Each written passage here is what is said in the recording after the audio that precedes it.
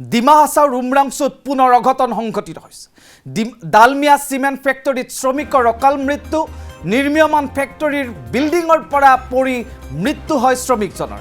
নিহত শ্ৰমিকজন পশ্চিম কাৰ্বি আংলঙৰ খেৰণীৰ ভিষম চৌহান বুলি জানিব পৰা গৈছে। ডালমিয়া চিমেণ্টৰ নিৰ্মীয়মান লাইন 2 ফেক্টৰীত এই ঘটনা সংঘটিত হৈছে। ভিষম চৌহানৰ মৃত্যুত খেৰণীৰ বাগিচাডুবি গাঁৱত শোকৰ ছাঁ পৰিছে।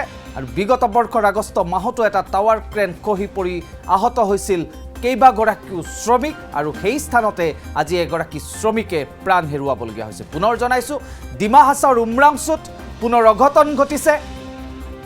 ডালমিয়া চিমেণ্ট ফেক্টৰীত শ্ৰমিকৰ অকাল মৃত্যু হৈছে। নিৰ্মীয়মান ফেক্টৰীৰ বিল্ডিঙৰ পৰা পৰি মৃত্যু হৈছে শ্ৰমিকজনৰ।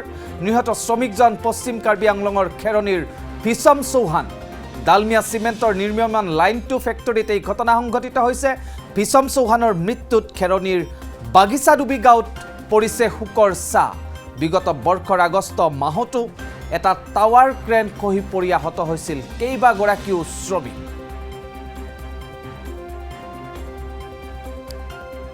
আমি অধিক জানিবলৈ সংযুক্ত হৈছোঁ আমাৰ সতীৰ্থ সাংবাদিক নিকেশ ৰয়ৰ সৈতে। নিকেশ, ঘটনা সন্দৰ্ভত অধিক জানিব বিচাৰিছোঁ আপোনাৰ পৰা। হয় গুঞ্জন, চাওক ক'ব লাগিব এক প্ৰকাৰ যেন কালিকা লাগিছে ডিমা হাছাওৰ উদ্যোগ নগৰী উমৰাংচুত। বিগত কিছুদিনৰ পৰা কয়লা খনিত সংঘটিত যি ভয়ানক দুৰ্ঘটনা, সেই লৈ দেশ তালফাল লাগি থকা অৱস্থাৰ মাজতেই আচলতে দেওবাৰে নিশা পুনৰ ডিমা হাছাওৰ যি ডালমিয়া চিমেণ্ট, এই ডালমিয়া চিমেণ্টৰ নিৰ্মীয়মান যি লাইন 2 ফেক্টৰী, এই লাইন 2 ফেক্টৰীতে সংঘটিত হৈছে এটা ভয়ানক দুৰ্ঘটনা। য'ত নিৰ্মীয়মান ফেক্টৰীটোৰ এটা বিল্ডিঙৰ পৰা আচলতে তললৈ পৰি এজন শ্ৰমিকৰ গুৰুতৰভাৱে আহত হয়। আৰু আহত শ্ৰমিকগৰাকীক ডালমিয়া চিমেণ্ট কৰ্তৃপক্ষই তেওঁলোকে অতি সন্তৰ্পণেৰে আচলতে তেওঁলোকে সমগ্ৰ ঘটনাটো গাপ দিবলৈ তেওঁলোকে নগাঁৱলৈ চিকিৎসালয়লৈ প্ৰেৰণ কৰি আছিল।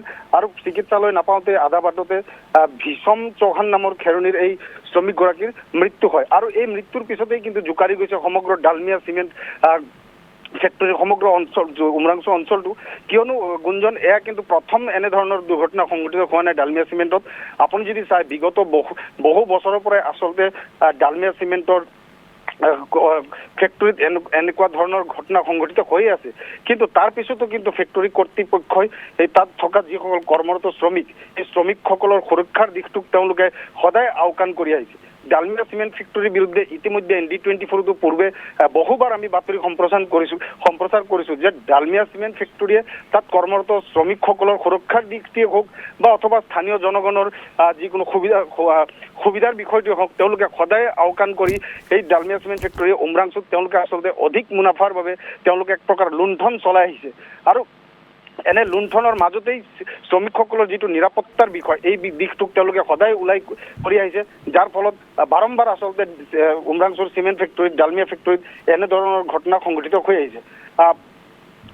গুঞ্জন, এটা কথা ইয়াত ক'ব লাগিব যে আমাৰ দৰ্শকসকলৰ হয়তো মনত আছে যে আচলতে বিগত বছৰৰ আগষ্ট মাহতো ডালমিয়া চিমেণ্ট ফেক্টৰীত এটা টাৱাৰ ক্ৰেন খহি পৰি কেইবাগৰাকীও শ্ৰমিক তাত গুৰুতৰভাৱে আহত হৈছিল। আৰু প্ৰথম অৱস্থাত ডালমিয়া চিমেণ্ট ফেক্টৰী কৰ্তৃপক্ষই কিন্তু এই ঘটনাক গাপ দিবলৈ চেষ্টা কৰিছিল, যদিও পিছলৈ কিন্তু সেয়া জল পটপটকে পৰিষ্কাৰ হৈ পৰিছিল যে ডালমিয়া চিমেণ্ট কৰ্তৃপক্ষৰ সুৰক্ষাৰ দিশটোত তেওঁলোকৰ যি নেগলিজেঞ্চি, তাৰ বাবেই এনেধৰণৰ ঘটনা সংঘটিত হৈছে। আৰু যিগৰাকী ভিষম চৌহান নামৰ এই শ্ৰমিকগৰাকীয়ে ডালমিয়া চিমেণ্টৰ নিৰ্মীয়মান লাইন 2 ফেক্টৰীৰ আচলতে এই দুৰ্ঘটনাটোত নিহত হৈছে। তেওঁ পশ্চিম কাৰ্বি আংলং জিলাৰ খেৰণীৰ বাগিচাডুবি অঞ্চলৰ এগৰাকী অত্যন্ত দৰিদ্ৰ লোক আছিল। তেওঁ বিগত কিছুদিন পূৰ্বে শ্ৰমিক হিচাপে কৰ্মৰত হৈছিল ডালমিয়া চিমেণ্টত। আৰু যোৱা দেওবাৰে নিশা তেওঁ শ্ৰমিকগৰাকীয়ে কিন্তু অতি কৰোণভাৱে মৃত্যুক সাৱটি লৈছে। এতিয়া নিকেশ, আপোনাৰ পৰা জানিব বিচাৰিছোঁ, ঘটনাস্থলীত আৰক্ষী প্ৰশাসনৰ কোনো লোক গৈ বা বিভাগীয় কোনো কৰ্তৃপক্ষ গৈ তাত উপস্থিত হৈ ঘটনাৰ তদন্ত কৰিছেনে? কেনেকৈ এই ঘটনা সংঘটিত হ'ব পালে? ছেফটি মেজাৰসমূহ কোম্পানীয়ে গ্ৰহণ কৰিছিল নে, শ্ৰমিকৰ ক্ষেত্ৰত লৈছিল নে নাই, বা কোম্পানীটোৰ ফালৰ পৰা কিবা বিবৃতি আহিছে নেকি এই মুহূৰ্তলৈকে?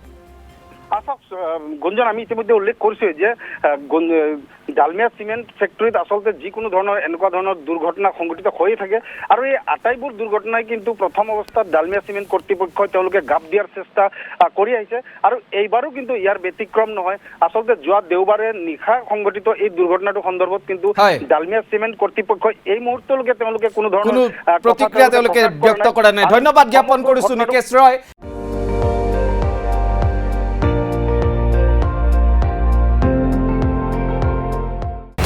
আপুনি চাই আছে ND24, সৰ্বশ্ৰেষ্ঠ নহয় সৰ্বোত্তমৰ দৌৰত।